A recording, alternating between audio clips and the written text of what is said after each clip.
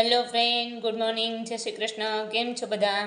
તો આજે આપણે ન્યૂ શોપ બનાવવાનો છે, મુલતાની માટીનો શોપ. ઘણા બધાના મેસેજ આવ્યા હતા કે મુલતાની માટીનો શોપ બનાવો ને, તો એ બનાવવાનો છે આજે આપણે. તો એની માટે મેં આજે મુલતાની માટી આવે એ લીધી અને એલોવેરા અને મુલતાની માટી એ બેની પેસ્ટ કરી છે આ.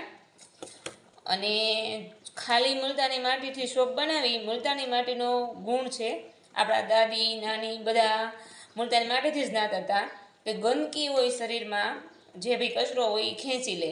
તો ગંદકીની સાથે સાથે જે સ્કિનનું મોઇશ્ચરાઇઝર હોય ને એ પણ ખેંચી લે. ખાલી મુલતાની માટીનો શોપ બનાવી તો આપણી સ્કિન સાવ ડ્રાય થઈ જાય. તો એની માટે સોલ્યુશન લીધું છે.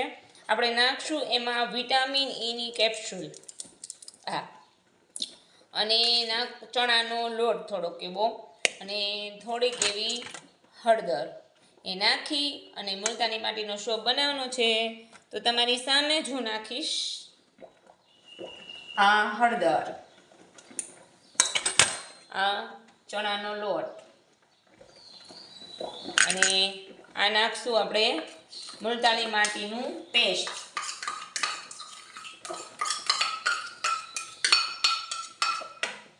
અને પછી નાખશું વિટામિન ઈની કેપ્સ્યુલ. વિટામિન ઈની કેપ્સ્યુલથી આપણું જે મોઇશ્ચરાઇઝર જે આ મુલતાની માટી ખેંચી લે એ બધું આપણને રિકવર કરી લે. હું કોઈ પણ વસ્તુ ટ્રાય કરું એ પહેલાં ગૂગલમાં સર્ચ કરું, એના વિશે સંશોધન કરું કે આ સ્કિનમાં કેટલી અસર કરશે, ત્યાર પછી જ હું ટ્રાય કરું છું.